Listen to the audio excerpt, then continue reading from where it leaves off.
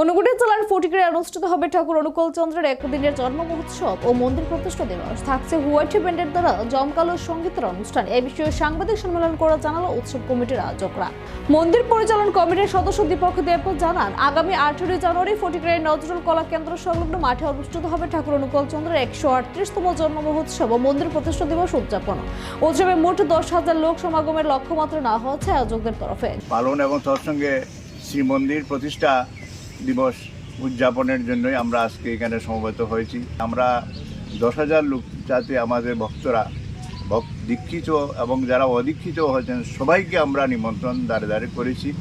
সবাই যাতে এখানে সমবেত হয়, ঠাকুরের উৎসবটা যাতে সুন্দরভাবে হয়, পরিপালিত হয়, এর জন্য আমরা সবাইকে দ্বারে দ্বারে গিয়ে নিমন্ত্রণ করেছি। দীপক বাবু জানিয়েছেন, উৎসবের দিনে সেখানে দীক্ষাদান ও শস্ত্রায়নে ব্রত প্রদান করা হবে ভক্তদের মধ্যে। অনুষ্ঠানে বিশেষ আকর্ষণ হিসেবে উৎসবের আগের রাতে অর্থাৎ শনিবার ঠাকুরকে সুসজ্জিত ঘোড়ার রথে চড়িয়ে করা হবে শোভাযাত্রা। 18 তারিখ সন্ধ্যায় জনপ্রিয় হোয়াইট ব্যান্ডের দ্বারা থাকছে ধমাকাদার সঙ্গীতের অনুষ্ঠানে সবাইকে আমন্ত্রণ জানিয়েছেন উৎসবের আয়োজকরা।